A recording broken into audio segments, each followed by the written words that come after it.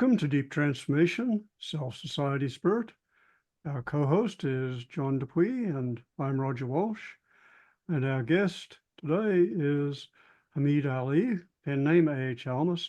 And this is our dialogue number 13 in our A.H. Almaas Wisdom Series, in which we are doing a in-depth survey or overview of the work of this remarkable man and the foundations of the diamond approach that he has created.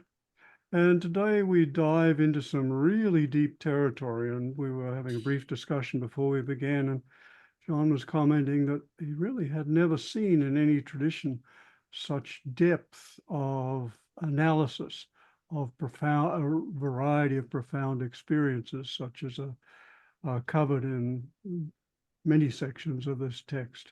The Inner Journey Home, which is the one of Hameed's many books, but perhaps one of the central text around which his work is organized.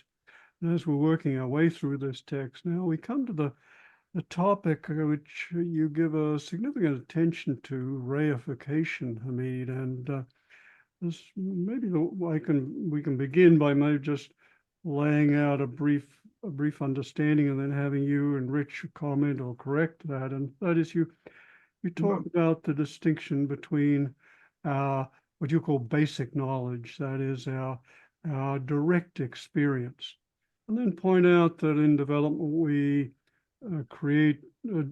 develop the capacity for concepts, and we layer these concepts over our experience until we're really having a mediated experience with the world and ourselves, mediated by layer upon layer of concepts, more and more abstraction, until we create what you call reification. That is, the concepts apparently separate out of this undivided whole, these apparently separate entities, including ourselves.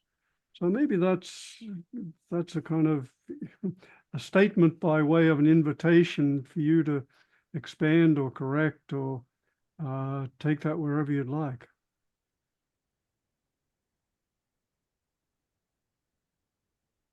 Yeah, good, Roger. And when we hear about different teaching discussing reification as an issue, as an obstacle, and we're seeing here the reification is so basic, so to the mind. So that's why in my practice, I don't tell my student don't reify, which many teaching do. Say, oh, avoid reification. Can't avoid it, as naturally the mind reifies. So the work with it is to recognize the reification is happening and to understand it, and that way penetrate the reification, and it dissolves as we understand it. But we need to understand what reification is. Reification is a mental operation, and that ends up ultimately alienating us from our true nature. And it is a process in the mind that's natural, normal, necessary. It's necessary for the development of what I call ordinary knowledge. And here, when I say ordinary knowledge, what do I mean? I mean the knowledge that most people know as knowledge. Like remembered knowledge, studied knowledge, learned knowledge. So knowledge that we learn from books or from memory is not immediately in the moment. Like if you're having an orange and you're eating it right now and you're sucking the juice, that is not reified experience. That is immediate experience. You're tasting the orange taste and the juice and all that. That's more immediate. You see, reification is remembering you're eating, So is it making thoughts an object of consciousness, so to speak? And it can get in the way of the objects, can get in the way of our direct experience of being. That's a good way of saying it, John. Yeah. But you see, to understand reified, we need to understand two kinds of knowing. And this chapter goes into detail about the two kinds of knowing. You see, there is what I call ordinary knowledge, ordinary knowing, and basic knowing. And ordinary knowing is what most people know. But we know that in spiritual experience realization, there's knowing. And it's been called noises or noses, and Tibetan yeshe or yana in Sanskrit, which is knowledge through being one with what we know. It is immediate, the knowledge of immediacy, like knowing love by feeling and being the love for it, not knowing love and well, I know what love is and remember it and I was heartbroken and all of that, and I wasn't loved. No, love is you really immersed in the love. Like the way we talked about divine love, for instance, in the previous chapter, how it is like a substantial expanse. That is an immediate knowing. That knowledge I call basic knowledge. So we need to difference between basic knowledge and knowledge. So basic knowledge is the knowledge that is of immediacy, immediate knowing. Knowing actually, I call it knowing by being, like knowing love by being love, knowing peace by being peace, knowing compassion by being compassion. You see, and we get this basic knowledge by experience, and it's already there. It's not something we have to learn. It's more like remembering this essence, like divine love. Knowledge, it's inherent. It's already there. Basic knowledge is a feature of reality. It's an important feature of reality. So basic knowledge is the beginning of knowing, really, the most elemental knowing. But basic knowledge is not a reified knowledge. It's knowing the most discussed in spiritual teaching is knowing being by being, or knowing consciousness by being consciousness. So the being of presence and the knowing of presence are the same thing. They're not two things. They're not separate. They're not differentiated. They're like two sides of the same thing. So and then we can know everything like that. We can know our qualities of our true nature, or we can know our soul, our consciousness. We could know many things in our experience. And of course, there are degrees of how immediate things are, like, table here in front of me, the desk, I'm touching it immediately. At the same time, however, it's not completely immediate because I have, in my mind, said it's the table, it exists on its own. That is a reified table then. Basic table, it recognizes it is made out of presence. The presence appearing as a table. That is basic knowledge of the desk. But to see it as a desk but made out of wood and separate and came out from a tree and all that, that is ordinary knowledge. And of course, ordinary knowledge has its uses, as we know. It culminates in what we call scientific knowledge. Scientific knowledge is all ordinary knowledge. And that's UC Berkeley, near where you are. That's an ordinary knowledge school. They wouldn't like that, but yeah, that's what they're learning. Well, it is. I mean, but remember, Berkeley, it's called, do you know why it's called Berkeley? Philosopher, I think. Philosopher Berkeley was a philosopher, and he was a bishop. No kidding. Yeah, Bishop Berkeley. I mean, well known, British, I think, or Irish, I don't remember. But so Berkeley has in the name, there is some kind of a spiritual component in it, by the fact that the philosopher was a bishop, was spiritual. And I was hearing that from a professor friend last night. Was telling me the history of Berkeley, that this town was named after this, the campus, actually. And the campus was called Berkeley because of the philosopher.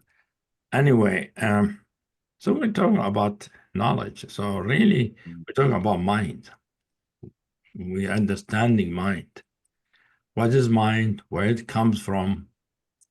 Because many people talk about, everybody knows they have a mind, right? And where does that knowing capacity come from? You see, just like people have hearts. So where does the feeling capacity come from? So here we see that the knowing capacity comes from very deep in our true nature. When we get to the dimension of pure presence, pure beingness, the ontological ground of all of reality, the ontological expanse, the sense of isness. Now, the sense of isness is direct experience, beingness of the fullness of isness. Everything is beingness. Beingness is not just the being of something. Beingness is just the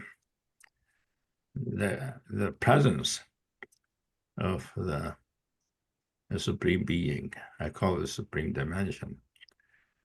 But the presence of being, or dimension of being, has in it the knowing of being. Nobody experiences, if you experience presence and don't recognize that presence, please, is not complete. So to experience the presence, you need to know what you are. Otherwise, there's no awakening. I'm sure many people experience presence of being here and there, but there's no recognition. The recognition of being, which goes along with being, we recognize that being and knowing of being are the same thing. So that is the basic non-dual understanding, which is that the knower and the known are the same thing. And yeah, the dichotomy goes away, and the knower and the known becomes the knower, and the knower becomes the known. yeah, But there's still the distinction of the individual. And that's what you say in your work, which is completely different from anything I've ever read. yeah, we'll get to that. So, Okay. so the knower and the known are the same thing, and the knowledge also. The known, the knower, and the knowledge, they're all one thing. And they get differentiated in our mind to know later on to know, but in the realization of pure, what we call pure presence, which we discussed in detail last session, there is inherent in it the knowingness of being. Knowing, to say I am. Well, you can't say I am without knowing, without knowledge. There is knowledge involved, but it is not the knowledge of ordinary mind. The ordinary mind knowledge is more mental, more representational, more remembered. While here, the knowing is more immediate, has nothing to do with memory. It's not a representation, it's immediate, direct. It comes like presence knows itself by recognizing itself, it comes, recognizes itself as being. So it's like it becomes so subtle, like the being and knowing are so inseparable, so the same thing. And this is an experience, not a concept, correct? Well, I mean, people can follow this conceptually, but the experience is experience. the realization. It's what I call realization of being.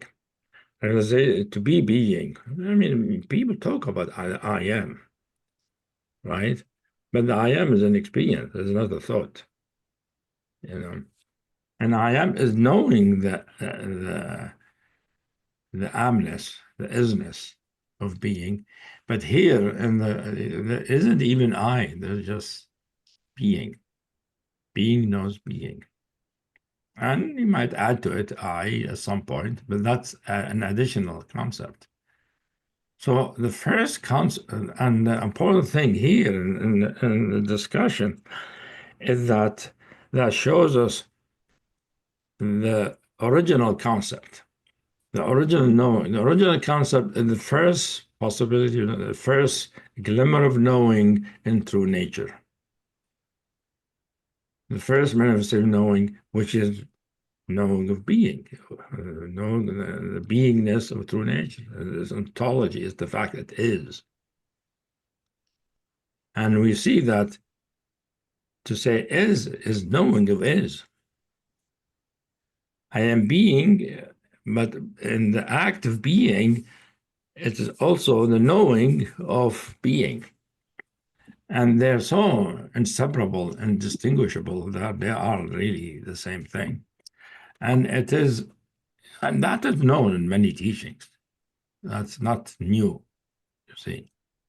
But what I'm saying here is that is the beginning of mind. All mind, including the individual mind.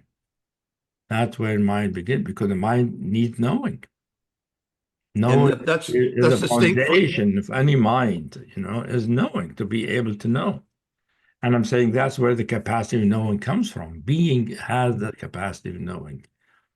So that's a very fundamentally different understanding of the capacity for knowing than, for example, our scientific one, which sees it as the result of neuronal mechanisms, et cetera, does a neuronal reductionism. You're bringing it down to this is a fundamental aspect or capacity of being. Yeah. Yeah, I mean, yes. And of course, science doesn't study that, doesn't study Nope. ecology, as I've been told by many scientists, neuroscientists, we don't study this ontology. We study, when I asked them, what is consciousness? Then they were talking about what consciousness does. I said, no, that's not what consciousness is. That's what consciousness, the function of consciousness, which it perceives. Hameed, a question is mind distinct from being? In this level, and this realization, mind and being are the same thing. Okay. Mind and being, but mind here is in original sense as knowing. The ground of mind is knowing. Without knowing, there's no mind. You see? So this is sort of the proto-mind, the beginning of mind. We're seeing the original mind, where mind comes from, which is the immediate knowing, what I call basic knowledge.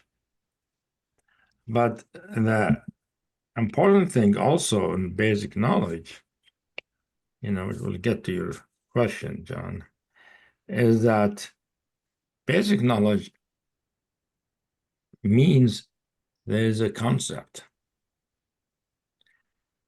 To know is to have a concept. Knowing implies a concept. But concept here is not what most people call concept here. Most people, when they talk about concept, they mean a thought in the mind, a word in the mind, or a representation. But the concept here is the knowing. The fact that it is the knowing, a particular knowing, is the knowing of being, not the knowing of something else. So it's the concept of being. So the knowing of being and the concept of being are the same thing. So I call it a basic concepts, to differentiate it from what most people call concept. Most spiritual teaching, when they talk about reality is non-conceptual, they mean it's not mental. They are not eliminating this basic knowledge.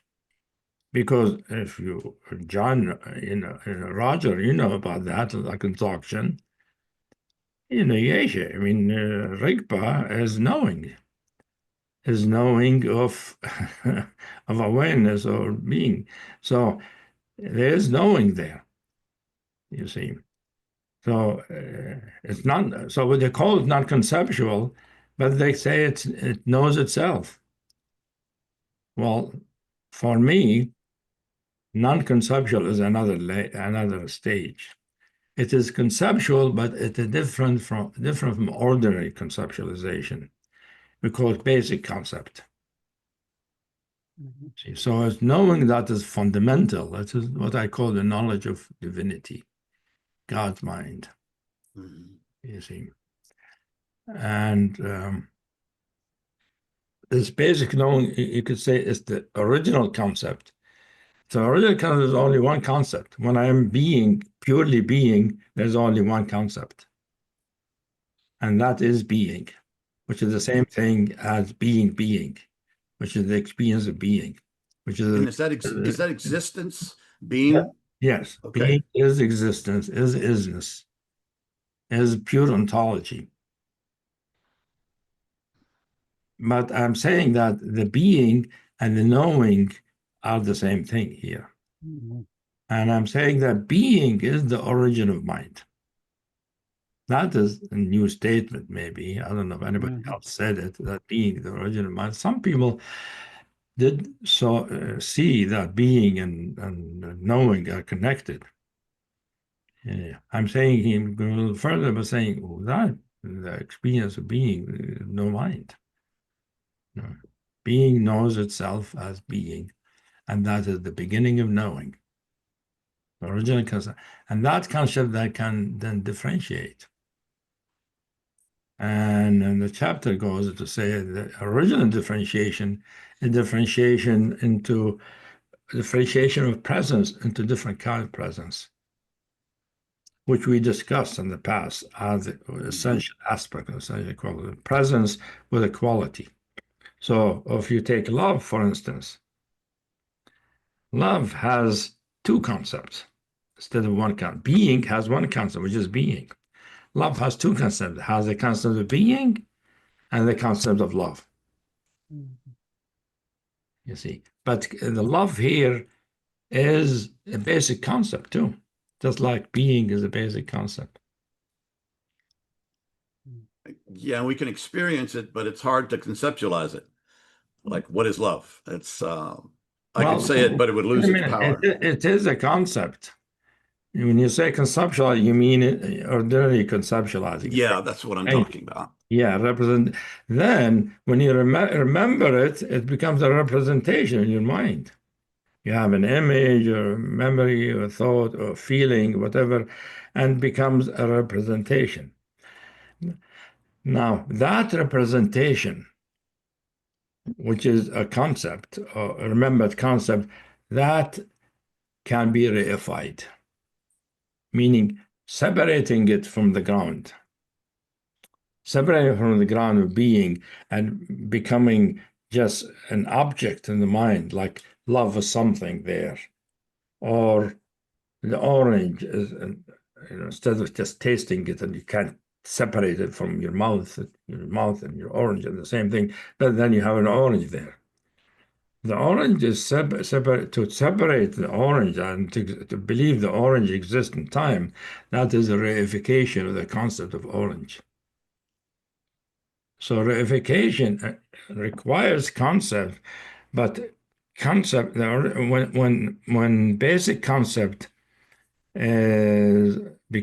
first becomes ordinary concept, means remembered, and then reified, which means separated from other concept as something existing on its own. We call that reification. And that is the beginning, the ground of separation. And that gets in the way of us experiencing being for what it is our conceptualization and that our mind creates. Yeah. Exactly. Yeah. And try to link it to a couple of other things, Hameed. First is the closest I'm aware of that your account of reification comes would be to Advaita Vedanta with its concept, with its idea of the world is a superimposition on Brahman, on the undivided being. And the other association which you bring up, which is very interesting, is your point about developmental psychology. You say that psychology assumes that the world of separate object, of reified objects, is a developmental achievement that we've matured enough to recognize the way the world is, that it's actually this, it's not just a one whole, it is all these separate entities. But you point out that your point is that the conventional psychology and science don't recognize that this apparent world of separated reified objects in a separated self is actually a mental construction overlaying and obscuring fundamental being. Yeah, that is accurate. At the same time, it is a developmental achievement. In the sense, developing an ordinary individual mind is something that develops, and it is necessary for living and preserving our physical organism, for survival. So it is an achievement in the sense it's necessary in the development of consciousness, because, majority, far majority of people, they grow up with an individual mind, with a sense of being a separate individual. Not normal, ordinary, universal truth. And it is like it begins in pure being, but pure being is the origin of it, the source of it. But it's a further development that goes through several steps, many steps actually. First, basic concept become ordinary concept. Then ordinary concept is reified. And then that reification is related to another reification. And you have a string of reifications. And that develops then the personality and the ego. You need all these string of reification to what psychology called a mental structure, which is, yeah. Hameed, can we have our cake and eat it too? Can we have our intellectual concepts and all of that stuff that we've developed into, and at the same time be in touch with our ground of being? Can both those coexist or be part of the same field? Or does it always get in the way? You're looking at it. Yes. How else can it be? You can be pure being, but you need to have some conceptual, ordinary mind to learn to eat, drive a car, all of that. To write a book. Just write a book, especially to do your taxes. You can't do without the reified mind. You could tell the IRS that you're resting in being and can't do them. Yeah, I remember when they asked Maharishi Mahesh Yogi in the Senate committee, they were questioning his finances. And tell him, do you have account? Do you have money? He said, yes, I have a lot of money. He said, how much do you have? He said, well, I have access to all banks, all accounts. And they all said, what? And he said, yeah, I have access to all. It's true, as being, you have all of it. all the banks, all the accounts are part of being. And if he is being, he's got them all. You see, but he was speaking to people who couldn't understand him. I would guess so. Yeah. That probably did not fly. They don't fly. They were wondering, what this guy talking about? So Hameed, you've given us an account of how we reify the world and ourselves, create this apparent separation, and then you point to the possibility of undoing this reification, or at least perhaps seeing through it would be a better way of describing, and for you that mode is inquiry. So perhaps you could speak about this process of moving beyond reification yeah. You see, all spiritual teachings, all practices is to go beyond the reification. That's the point. To go beyond the reified experience to immediate experience, basically. So the methodology that I developed, which usually deploys this understanding of concept and reification, all that, is to look at the reified concept and understand them and see where they come from. And that way they are penetrated and then they dissolve, they reveal themselves as just concept. And they becomes nothing there for a while before a quality of being arises. Yeah. And when they come back together, Hameed, do they come back together in a different way? Are they more translucent than they were before when you dissolve it and then the concept returns? It's more like the concept returns, but it does not function as a layer over our perception. It is a concept the mind uses to function in the world, but the mind doesn't use to know itself, to know reality. And reality is known more immediately. So there is a sense of being and pure presence. At the same time, I could think of my car. So thinking my car is ordinary knowledge. If I was sitting in my car and driving it, that's closer to basic knowledge. And one thing to say is that experience in general, for most people, is a mix of basic knowing and ordinary knowing.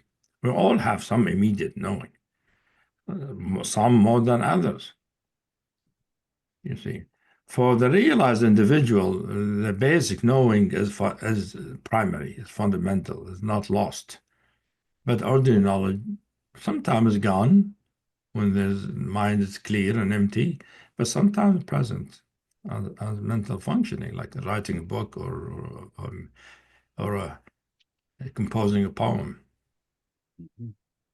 And you make the point, Hameed, that the key to moving through these reifications via inquiry is, you say, continuous inquiry powered by a love of truth. Yeah, I mean, we've been talking about that all along. Truth, to find what is the truth of what we're experiencing. Not because I want to get rid of it or want to get something out of it. You really know what it is. And that means I want to know the truth because truth is important for me. And that we see, if we engage that, we see that it comes from the heart. It's called in the traditions, the Sufis call it Himma, the Buddhists call it bodhicitta. It is basically the drive for enlightenment, which appears at loving to know the truth for itself. The Jesuits would call it discernment. We had a priest on last week, and the discernment, to be able to look deeply and know the reality of the truth. Yes. Yeah. To discern directly, immediately. Yeah. And you give a beautiful statement about the result of this, in which you say that apparently separate objects, that's reified objects, apparently separate objects become increasingly transparent to the light of being until presence stands revealed.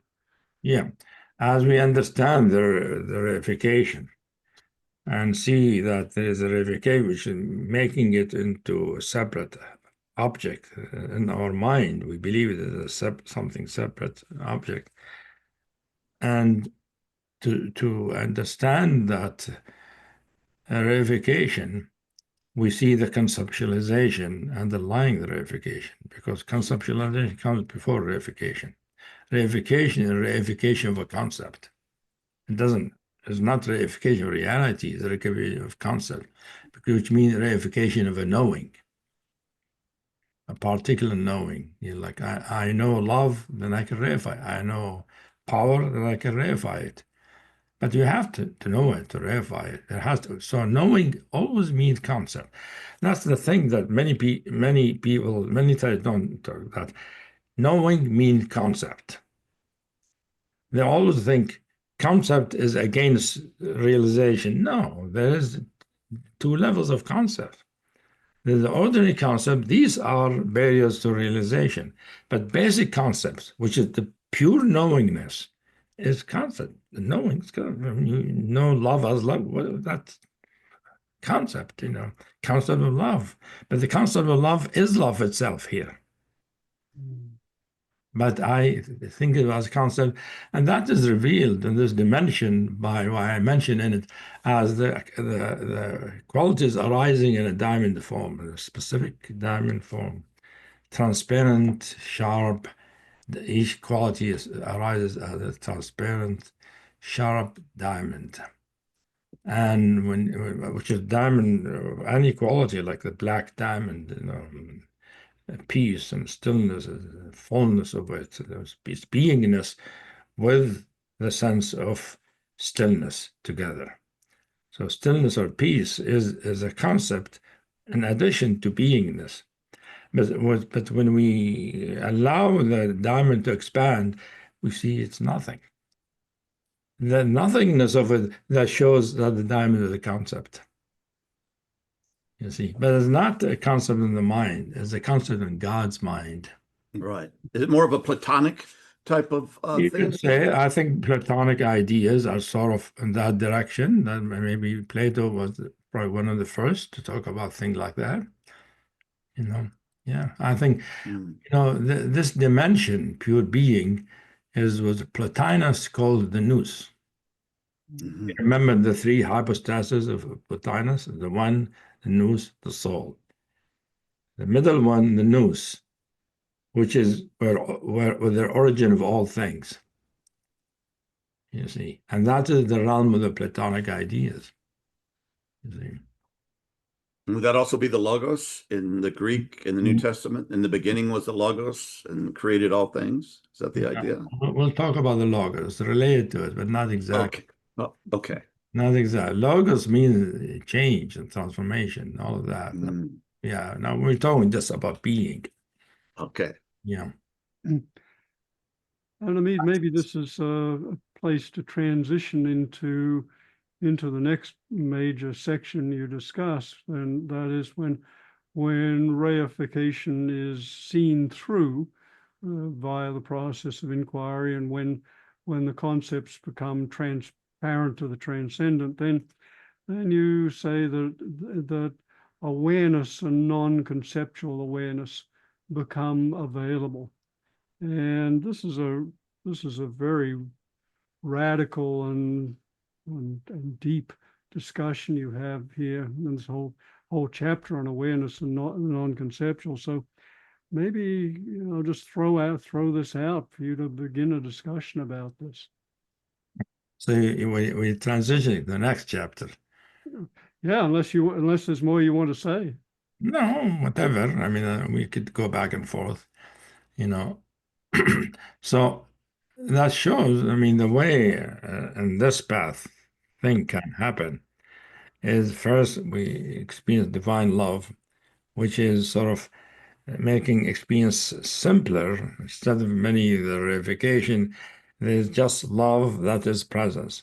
So there's two concepts, love and being. Being is a concept. You have to understand that being, even being, pure existence, is a knowing of being. The knowing of being indicates there is what I call basic concept, which is immediacy. Knowingness and its immediacy implies what I call a basic concept.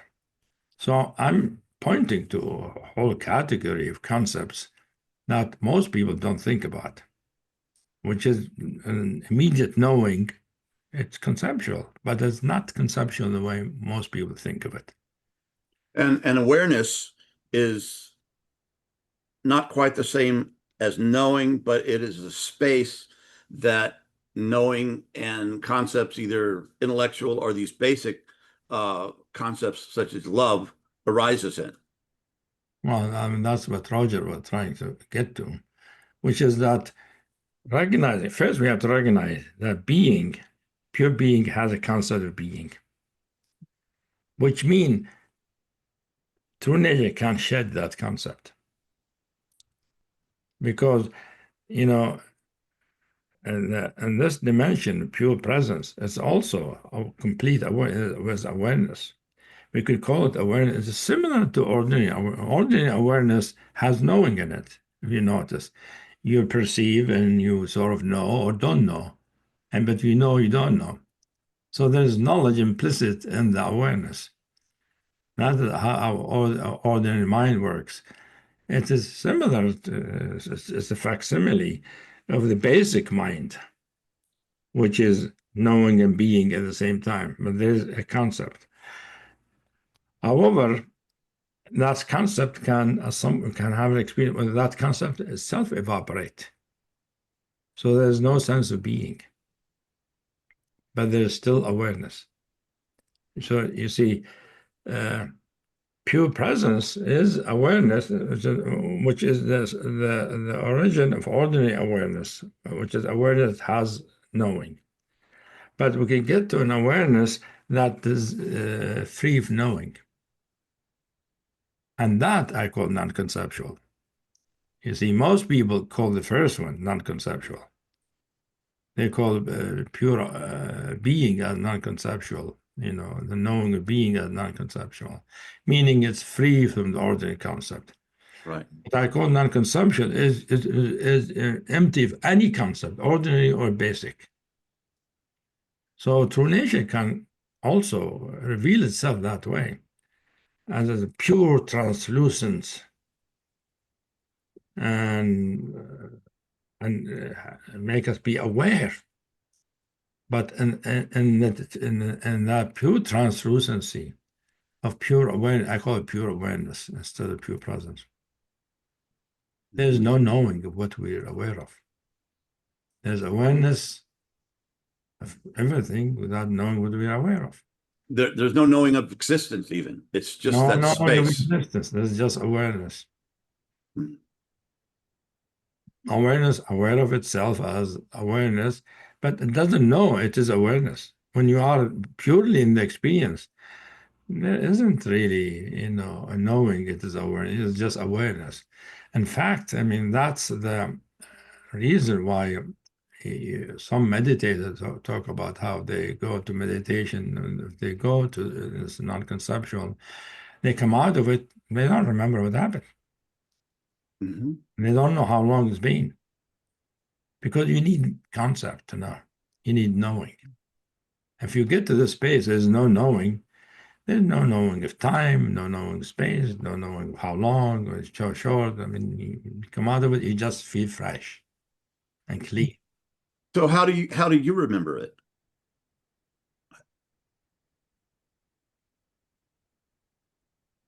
Well, I mean, first of all, it's a good question when we are in pure awareness. How do we know it's pure awareness? If awareness itself doesn't have knowing. You see, and in pure awareness and complete pure awareness, I call it the nameless. Because you can't name it because there's no knowing of any kind. But calling it nameless, giving it a name in some sense, you can't help but give even calling it nameless is giving it a name. You see, what I realized at some point, first of all, awareness. For a while, I don't know what I was experiencing. It was just awareness of everything without knowing I'm aware of everything. It's just awareness. But at some point, I recognized I know it is pure awareness because in some place in it, knowingness, a sliver of knowingness shows up. In some part of the expanse, right? Some small region of it manifests the presence, which has knowing. And that knows the awareness then. There has to be knowingness to know awareness. But knowingness means something about the next dimension presence has to be present. You see, in most spiritual teaching, they don't differentiate these two dimensions. They have pure awareness and pure being together. That's, I think, what Dzogchen does. As pure presence and pure awareness as inseparable one dimension. In this teaching, they appear two dimension, they can be unified, become one co-emergent dimensions. So there's awareness that knows itself then, because there's being, but it's also aware of everything.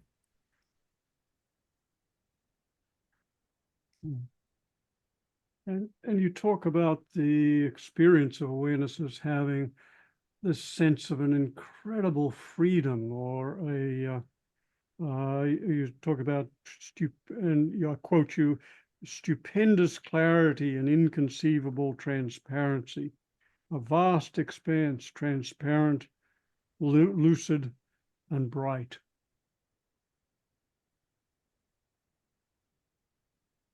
Like that. I like it. Yes, I love it. I Particularly when I imagine can you have some experience with that. well, a little, yeah, and it's You have some right. It's experience nice. in meditation. When that happens, it's total freedom, of course. You see, there's a freedom in pure presence, and there's a freedom in pure awareness. However, the freedom increases, like it gets another degree of freedom in pure awareness than it is, because it's free of concepts. It's not, I mean, pure presence is freedom too. It's free, open, transparent, fresh, new, it's completely now. It has a sense of nowness in it. Pure awareness, there is no such thing as nowness, you see. But but you see, the transparency and the freshness and translucence and all of that, it's a pure awareness, but they need to be knowing to even talk about it. Mm-hmm. And the experience itself, it is translucent, but you won't remember it to say it. But you can experience it and say it at the same time. That means presence is somewhat available. So an experiencer has to be there in some sense. Yes, the experience has to be there, but I'm not talking about the experiencer. I'm talking the dimension of knowing has to be there. Now, something you alluded to, John, several times, which is the need of the individual soul. Mm-hmm. Because you cannot have experience of any kind, knowing or not knowing, being or present, without being. We don't know if God knows itself without any organ. Like when people say, "How does God know itself?" Nobody knows because nobody there. So, for us to know being, there has to be an individual being, because always the knowing of being is by an individual being or through an individual being. So I don't agree with Advaita Vedanta that the world is superimposed in it. It's not superimposed in it. It is manifested from it.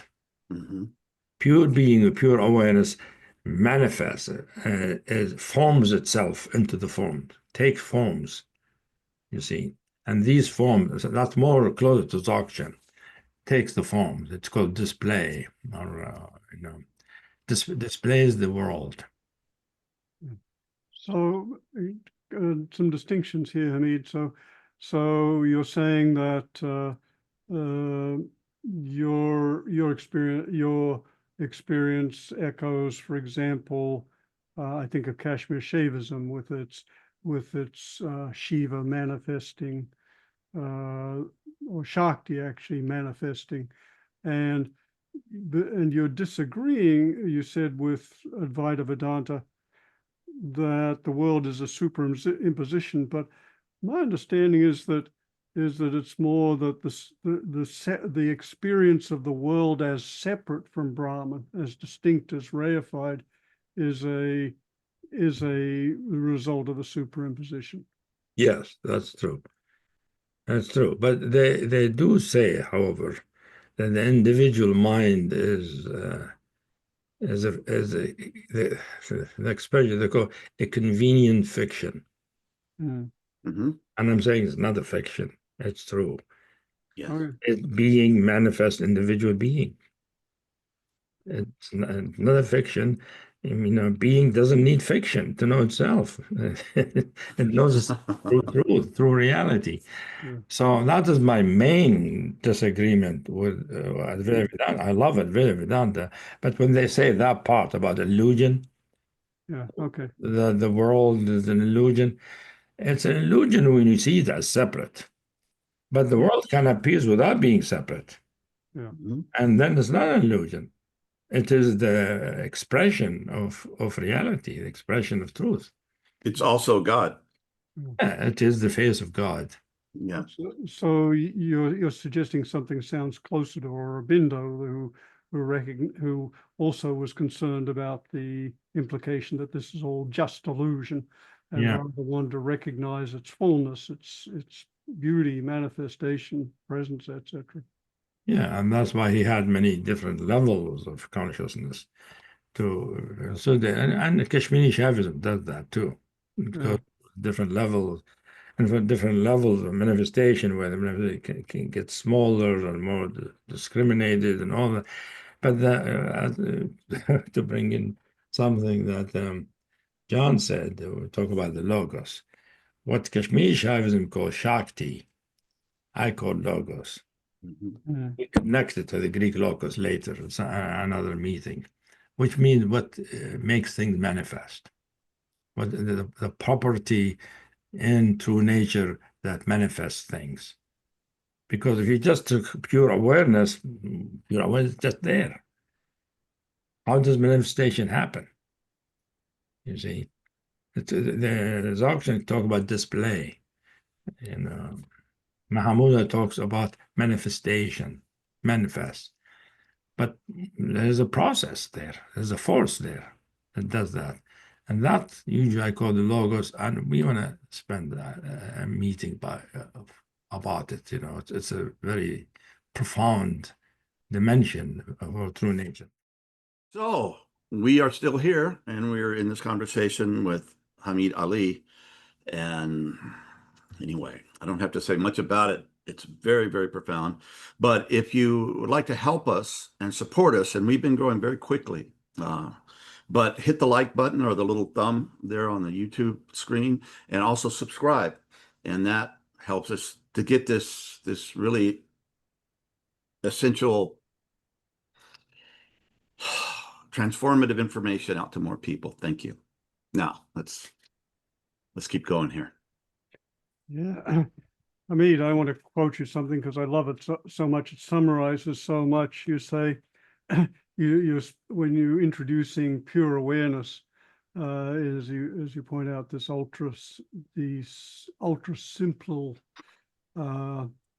pure awareness. You say that as the ground, pure awareness pervades, constitutes, and transcends all forms. There's a lot in that. Yeah. Well, I mean, all the boundless dimension, including divine love and pure presence and pure awareness and other, they all transcend all form because they're formless.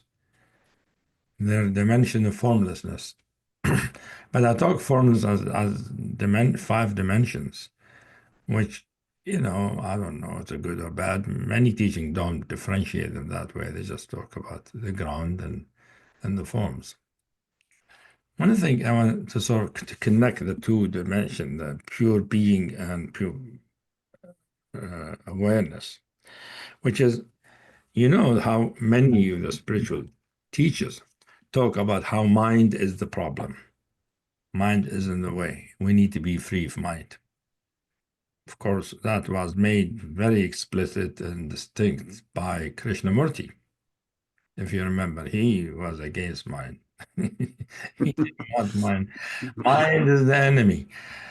And he is right, except not completely, because we're seeing here 2 levels of mind. When we talk about pure presence, that is knowing, I mean, He talk about stillness. Well, he knows stillness. What's that? It's mind.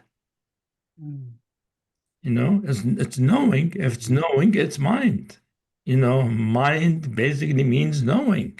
I mean, as long as there's knowing, there's mind. It's just not the ordinary mind as the basic mind, which is what the pure presence shows, that there is such a thing as mind that is not an obstacle. In fact, it's needed for realization. Without it, Yeah. there's no realization. I mean, what I remember, Gurdjieff brought that point distinctly when he talked about stupid saints. Do you remember that, stupid saint? Meaning that somebody who is but doesn't know he is. Hmm. Like he's realized, but he doesn't know it. There is no knowing.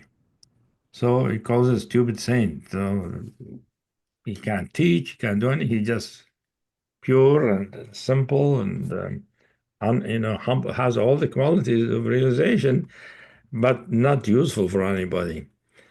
But they live in peace. He called them stupid saints.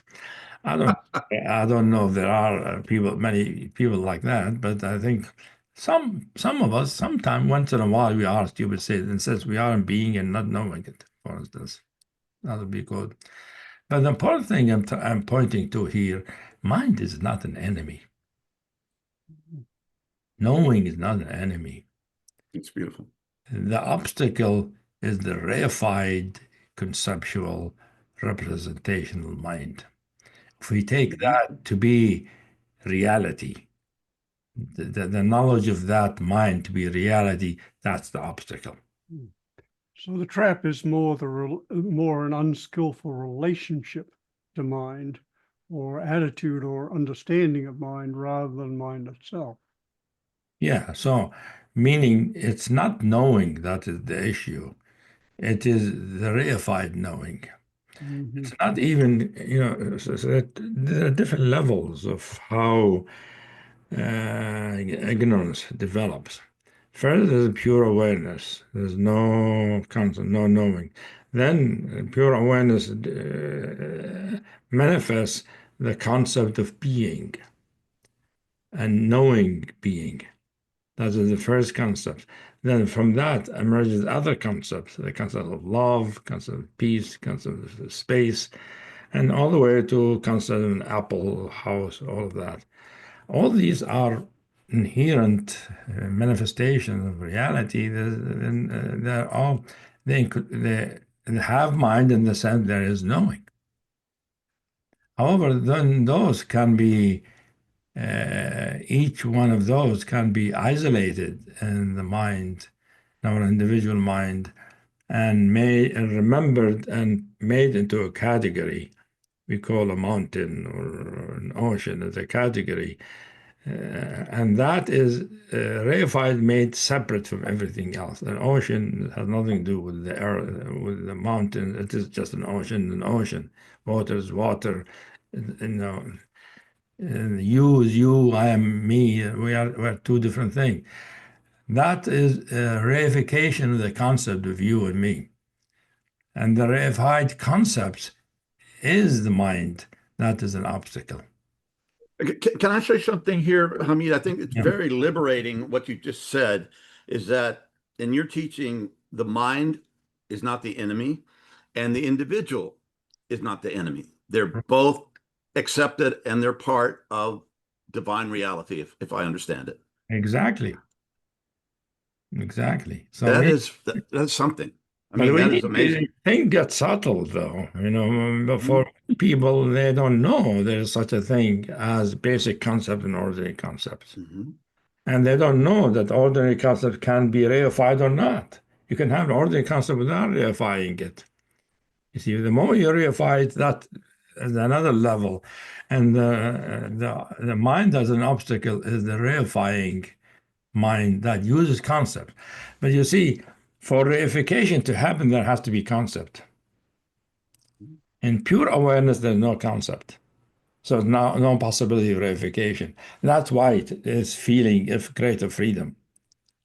Because Pure being, although it is a freedom and it is a truth and reality, it has the possibility of reification because there is knowing.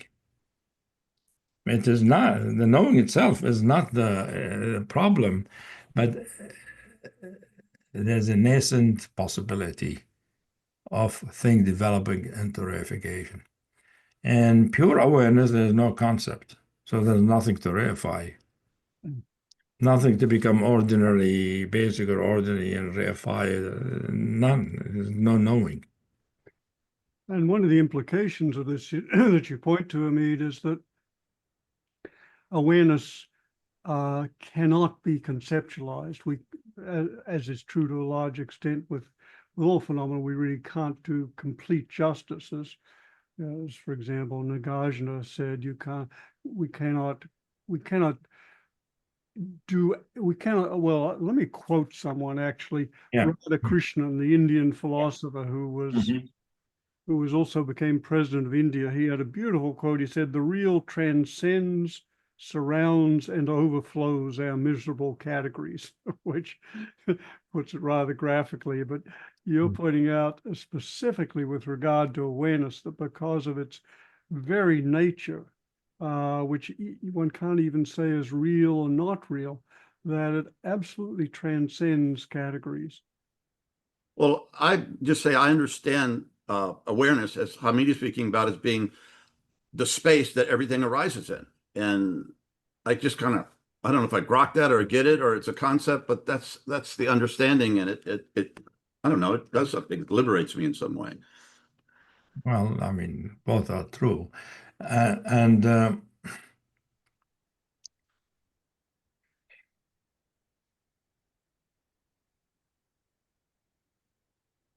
thing is about awareness. I think Nisargadatta Maharaj described it one time in a way that I think more complete, more similar to the way I know it. When he says, as he talks about his realization, many things, but one of the time he says, as awareness, I'm not aware of myself. As awareness, I don't know myself. Because awareness doesn't know itself. If it just looks at awareness and no forms, there's no knowing. And that is, I think, very astute and might escape most people when they read it. When he says, as awareness, I don't know myself, I'm not aware of myself. That is really more, it tells me he really knew pure awareness, non-conceptual awareness. You know, he wasn't talking just about, he started with I am, as you know, but he goes on, he said, I am the beginning. And he goes on to just being called the rock of awareness, the awareness that is not aware of itself. So awareness is more fundamental in this sense than pure being, because it's, I mean, they're all dimension of true reality.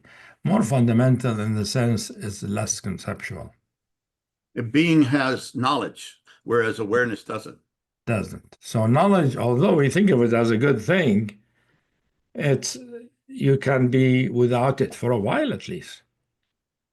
You're just there and not know that you're there or anything. You're just aware of everything and you can function and do all kind of things, but everything happens spontaneously, naturally on its own without thinking. That's possible, you know.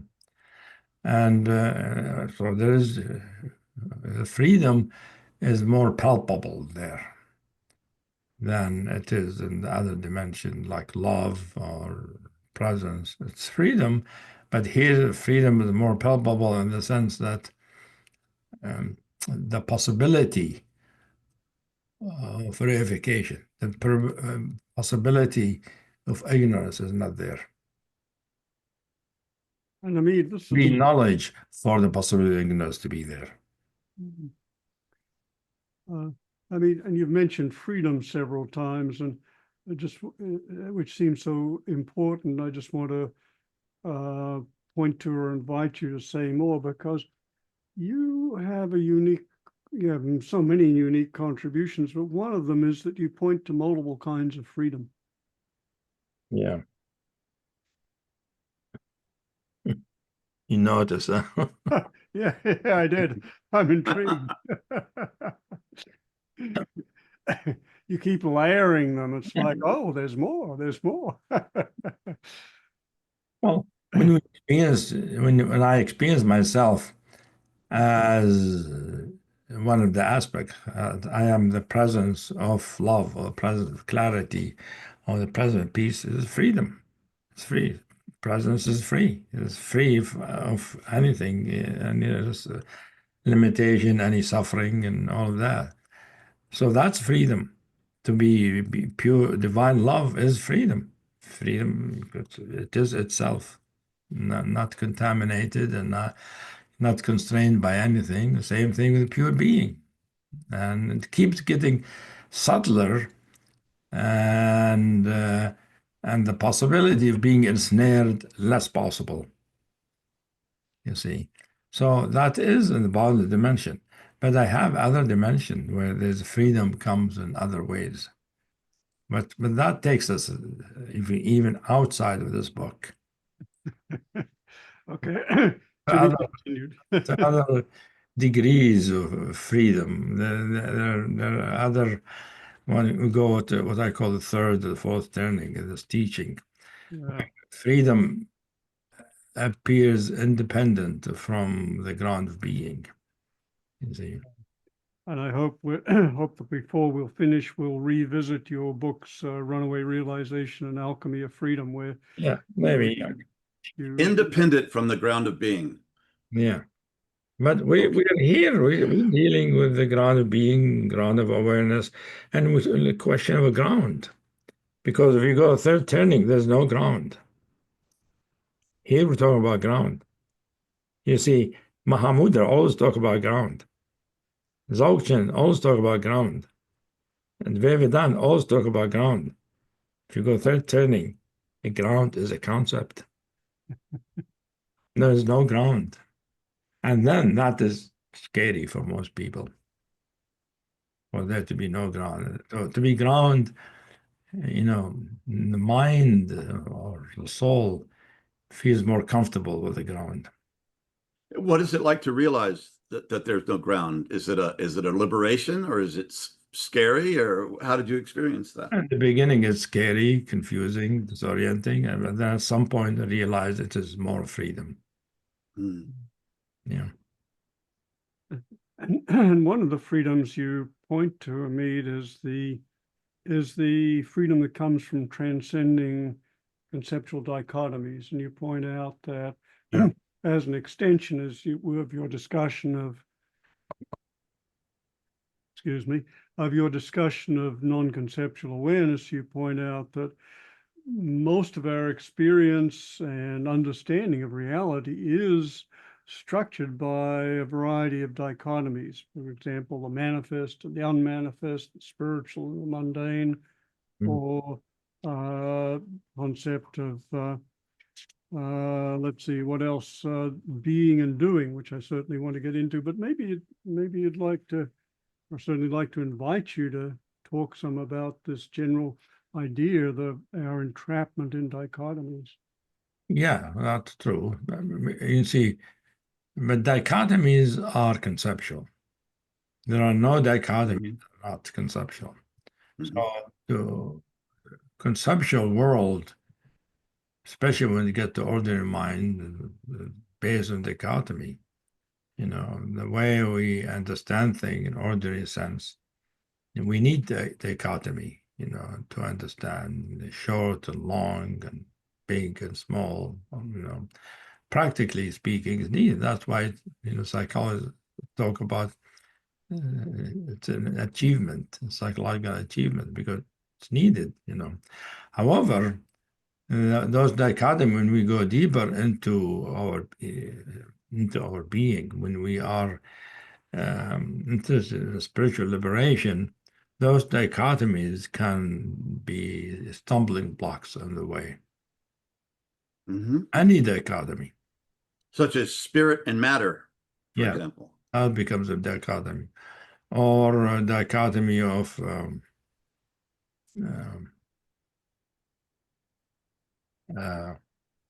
being or non-being, for instance.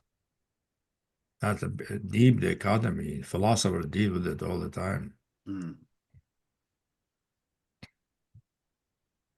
But that's a deep question. Hopefully we'll get to it in more detail at some point. You know, when we're dealing with these two parts about the pure presence and pure awareness here, and transitioning from one to the other, and how they could be both present at the same time as one dimension, which is awareness, knowing it is awareness, you see, which is really the basis of the ordinary mind. The ordinary mind has awareness and has knowing.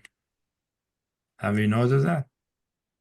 The ordinary mind is aware of its thoughts, aware of it perceived, but it also it knows what it's aware of. Yeah. And without them, you can't have a mind. You see. And So, one of the things you point out, Amit, is that our so-called ordinary awareness, actually, when we recognize it for what it is, we find that it is a much more profound, radical awareness. yeah, because awareness is always awareness. So usually in the ordinary experience, we're aware, but we don't recognize the awareness for what it is. We only know the function of awareness, which is sensitivity or perceptuality. And that is what the cognitive scientists deal with. You know, all the theories of consciousness and cognition that the neuroscientists and scientists are dealing with is more the process of perception and recognition of what we perceive. They're not looking at the ontology of it. They're not looking at the ground. And they don't claim they're looking at the ground. They don't even conceptualize there is a ground. No. Hameed, can I ask you something? It's been anyway. I want to take the opportunity while you're here. You studied physics at Berkeley, one of the great universities, even taught there. And when I was in grad school, Fritjof Capra, I was his assistant, so I became introduced to the world of quantum physics, and I've kind of followed it. And I don't speak the language of complex mathematics, but I try to understand as much as I can. But it seems that they're in a cul-de-sac right now in general, because they are ignoring the stuff that you're talking about: ontology, the ground of being, emptiness and fullness, and all these things you're talking about. And it seems to me there would be a place. I mean, consciousness, they don't like that either. It's like one quadrant trying to figure out the nature of reality, and it's not working very well. So I just imagine something that would be called like integral physics, that takes this knowledge plus the scientific knowledge and bringing it together in some kind of whole where you would actually have wisdom or more understanding about the nature of what is. Well, yeah. I mean, I think, yeah, science, as it started, as it's practiced, is not attempting to really understand the ground of reality. And it might, at some point, recognize it will need to keep to progress further. You know, I think that's possible. We don't know when will that happen.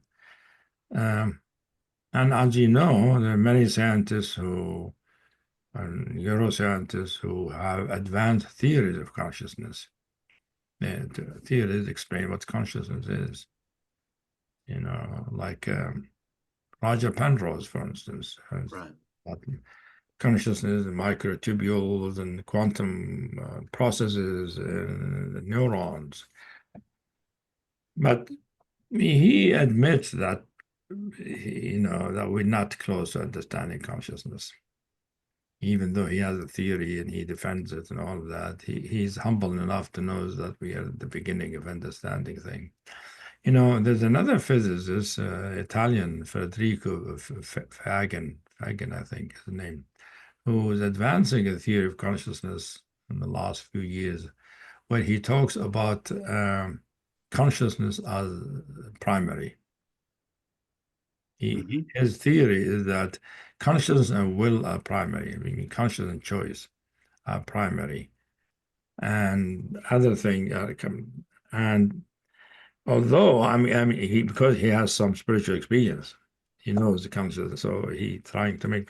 I don't know if he makes it mathematical, because the scientists will not accept it unless he could put it into symbols and mathematics and something that can be verified. But he's trying to do it, so there are people who are trying to do it that way, you know. Hameed, how far do you think mathematics can take us? I have friends who are pure mathematicians. They think that mathematics itself is a transcendent activity, you know. And I remember Roger Penrose in his book Emperor with No Mind, or something he called it, in 1989. Yeah, he talked about how mathematics comes from Platonic realm. And some mathematicians think that mathematics are discovered because there's a realm of math. And there's a disagreement in the mathematicians and philosophers whether mathematics is math is a discovery or is it creation, development of the mind. Well, let's say, for instance, Euclid theorem, for instance, is not a creation. That is a property of reality. It is true everywhere. There is, flat space, meaning not warped space. Euclid theorem can be proven by anybody, anywhere. So in that sense, Euclid theorem is a Platonic form. So, I mean, I don't know. I mean, that's a big topic, It's interesting to talk with scientists about this, especially the ones who are trying to understand, especially quantum theory. You remember, I mean, one thing, Penrose and Fagan, I was watching a dialogue between them. We're talking about consciousness and quantum theory, and how quantum theory, quantum mechanics, there's a need for the observer, which means the need for consciousness. It has to be, and that's where Federico comes. He said free will means you choose to make this experiment, not that one. So he thinks of it as fundamental. Penrose, of course, doesn't agree with that. He thinks there was a collapse of the wave function before there was life, before there was consciousness. So there's a big, deep topic, I don't know that we can do it ourselves here. We try to understand the spiritual world, to transition to understanding the physical world from that perspective. Although there are many theories that try to do that, I don't think any one of them is still, is accepted or hold much water yet. Well, your work certainly has helped me to, I don't know, feel like I'm getting down to basic reality, more than physics. Yes, I appreciate that you do that, it's helping you get down to basic in experience, but still doesn't mean I can put it in mathematics. I can't put it I tried actually years ago to put some. Yeah, you said there were too many variables. You just couldn't get it done. I couldn't find it. I'm talking to some mathematician friends and said, well, we might find the variable. I'm glad you can't, Hameed, because I certainly wouldn't understand it. I don't know. It's possible. I thought at some point I wrote the differential equation, a partial differential equation, they call it. Except I didn't know what the variable I needed. And now I was dealing with the quantum theory, in the way to answer. Now they have the quantum field theory.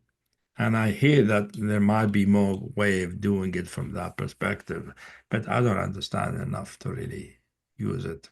Well, let me throw in another perspective, Hameed, and that is for Ken Wilber edited a book, Quantum Questions, in which he took excerpts from a variety of physicists, primarily quantum physicists, talking about consciousness. And of course, some of the great founders had spent a lot of time on that, as you well know better than I. But I remember Ken concluding that anyone who tries to tie a theory of fundamental reality and consciousness to the latest latest variation of quantum physics is trying to peg the trans-temporal and the eternal to the transient. So Yeah, I agree. I think it's true. I mean, at the present time, we cannot do it. I don't think it's doable. Who knows how humanity develops in a 10,000 years? Who knows? We might find out our physics won't work without taking into consideration something about our true nature. It's possible. I don't know. I mean, but I can imagine it, but I don't know it. Yeah, it's not functioning that way so far. No, it's not within my grasp. I don't know the grasp of humanity to do that. Certainly not within mine, but coming down to something I might possibly understand. Is there anything you'd like to say, Hameed, before we conclude? Well, we're talking about this time about knowing and awareness. And I think these are very important things. Knowing is fundamental to the universe. Okay. Knowing is inherent in our true nature, even though it requires a being, like a human being, for this knowing to express itself. But that knowing depends on awareness, which is the underlying ground of transparency, or Sargent will call it empty clarity. It's just clarity with no fullness. Presence has fullness, you see. Awareness, you can't say it has fullness. It's very ephemeral, very light, very completely non-substantial, And it is important to realize both are possible. I mean, sometimes people were looking for one but not the other, but there's no reason to choose. No reason to accept one and reject the other. They're two sides of the same thing. You can be pure being, completely being the fullness of reality and its richness, or could be empty, transparent, just perception. Well, that's a very nice thing to leave us with. We can be both. We can be all. Yeah. So you think we did it, Roger? We managed. There's still this chapter for the listeners, so they might be able to read it. Well, we made a good try. Yeah, and sometimes your mind begins to crack with all this stuff, and some light gets in, So that's how I experience it. So thank you so much. There's a real teaching and transmission that happens for me. Yeah. Hopefully, it is helpful. Yeah. I mean, I'm thinking if somebody listens to this conversation, they can read those chapters and maybe are able to sort of get into them, Yeah, indeed. And the chapters we've been discussing today were the final part of chapter 18, in which we discussed the reification and the way out of reification through inquiry. And then we moved into chapter 19 on awareness and the non-conceptual, and which we began to touch into pure awareness and its incomprehensible or transcendent. No word. I'm trying to find words, and of course, I'm realizing that no word does it. but the non-awareness and the non-conceptual. Perhaps we'll leave it at that. And they're very profound chapters and certainly worth deep study. So, thank you so much, Hameed. Yeah, and thank everyone for being here with us and going on this journey. Good talking with you. Until next time. Okay. Thanks so much. Thank you. Another discussion. Yeah, thank you. Thank you. Here I am, John Dupuy again, and I'm here to talk about supporting the Deep Transformation Podcast. The podcast has been an amazing experience for Roger and myself and for our team, and it's been growing. We're currently in the top 2% of worldwide podcasts, which is really remarkable. We think it's very important. We think deep transformation is the only way to go, because if we don't, we're in serious trouble. We're so grateful for the amazing presences and spirit and soul and people who've been on our podcasts. We'd also like to ask you again for your support, financial support, and thank you for all of you who have been supporting this. And up till now, it's all been out of pocket for Roger and myself, and it takes money to produce, pay our staff, and for marketing. The circle keeps on growing, but the quicker that could happen, the more positive effect we could have in the world. And that's what we're here to do. And I was thinking before this, upstairs in my meditation room, I have the famous 10 Zen ox herding pictures up there. And the final one, after guys go through all this journey, is going back into the marketplace with open hands and open heart. So that's what we're trying. Open hands, open heart, open mind, so that we can do what? We can transform effectively and deeply and listen to some of the greatest minds on our planet as to how to do that. So thank you for your support. We love you and you matter.